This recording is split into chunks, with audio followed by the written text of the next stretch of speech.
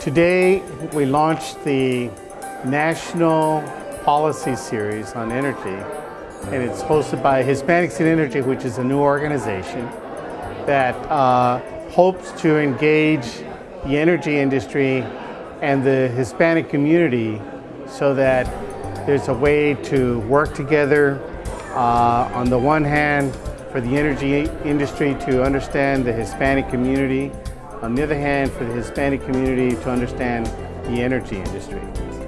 This Energy Summit really brings together all of the key players in the Hispanic community that are dedicated to energy. As we know, energy is one of the most important issues right now being discussed worldwide. As a matter of fact, President Obama tomorrow is going to be speaking about a new energy plan that he's bringing in an executive order outlining plans of how to reduce the use of coal for electricity.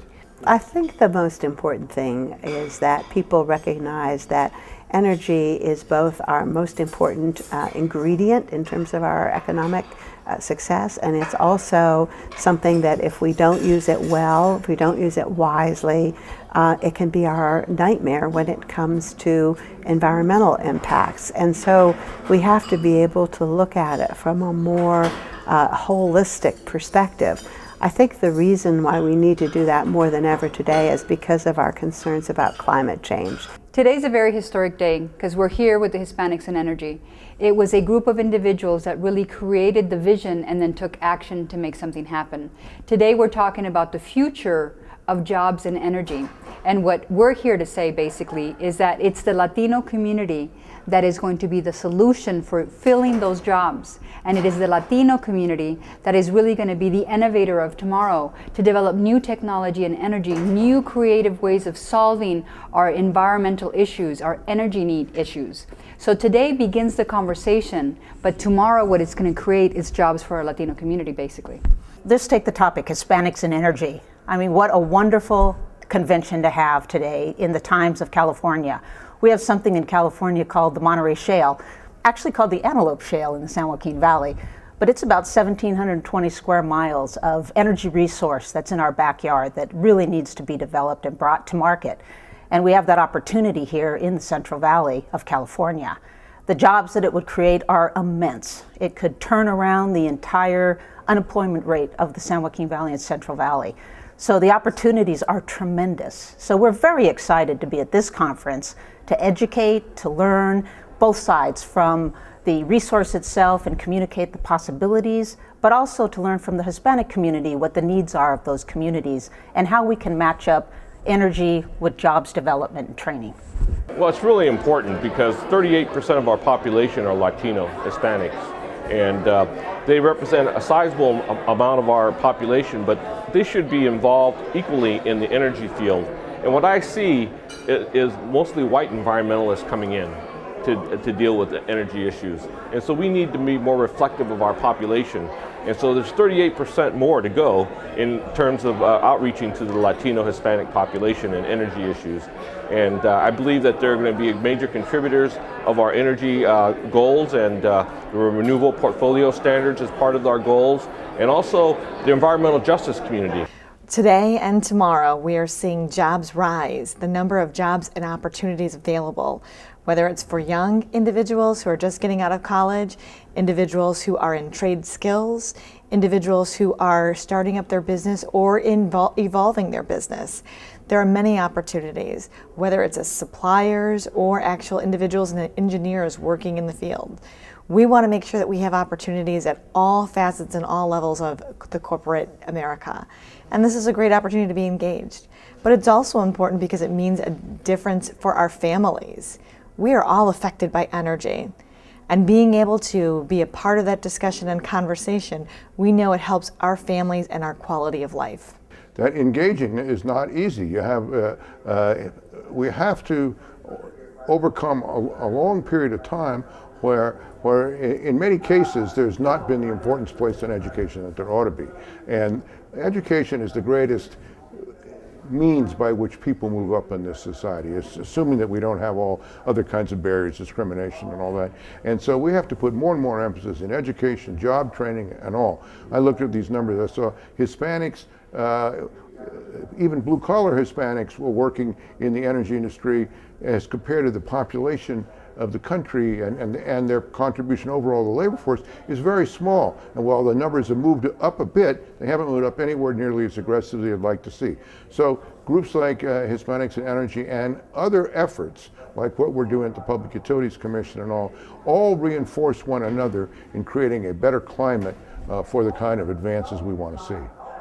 For our diverse population, especially African Americans and Latinos, I think it's a great opportunity right now to be involved in this whole renewable environment right now.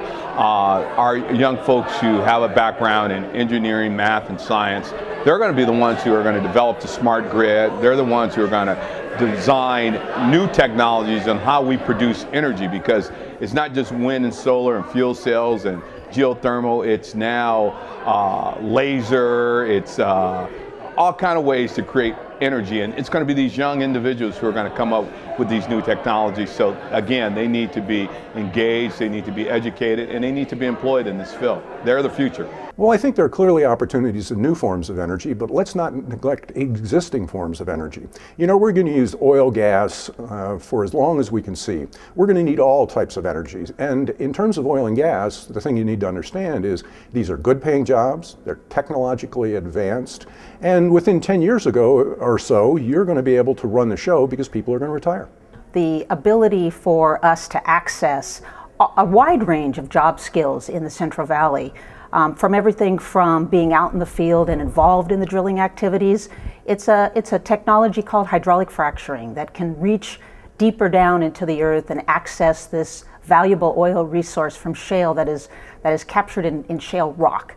And what we're trying to do is find out how can we get ready for that development over the next 10 years, how can we assess really what the job opportunities are, and how we can really tap into the Hispanic community in the training opportunities. You know, I think in the past there haven't been as many opportunities for Latinos and other minority groups to aspire to. Given what's going on specifically in the energy industry, we're going to have close to 50% of our workforce retire in the next 10 years, which means that we're going to be needing people that are accountants, engineers, customer service representatives, people without degrees, people that can have a very good living working out in the field, learning to be a welder, learning how to manufacture and install pipes. So I think it opens itself to a lot of different people out there, regardless of where you want to go with education. But obviously having more education gives you a better opportunity in any economy. And I think that when you demonstrate and tell the industry that it is important to us, as it is to them, to make sure these students succeed, then you can engage them, because at the end of the day, the demographics are the demographics, and numbers are the numbers. And what industry has come to realize that this idea of diversity is no longer about social responsibility. It's not just kind of like the nice thing to do.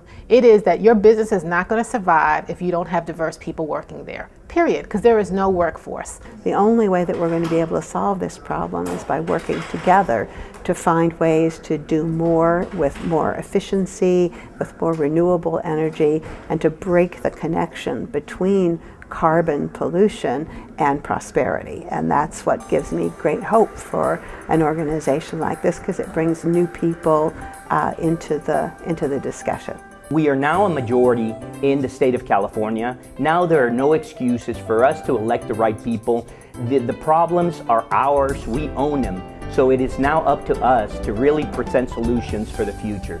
As Hispanics go, the United States will go in the future. It's a must that we incorporate them into our economic growth.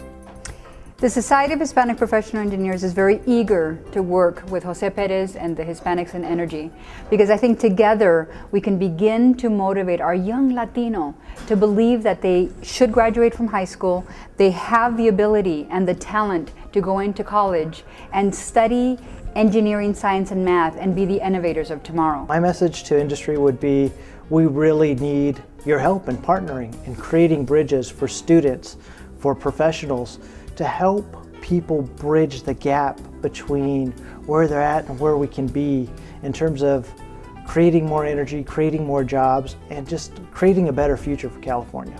But we got to get that message to the Latino community, to the young kids that can get excited about the future, but also to the parents, and have them understand that there's a network of support, scholarship funds, support to make sure that your kids do well in school, and then when they graduate from high school, that there's hundreds of thousands of very good paying jobs that pay about $80,000 and up for your child, and the impact that that has, the economic impact it has in the household.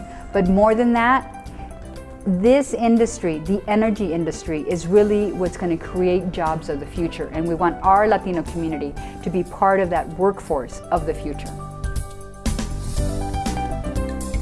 Hispanics in Energy would like to thank our generous sponsors for their time, their financial support, and all of the efforts they have put into Hispanics in Energy, to our first event, and to our future together.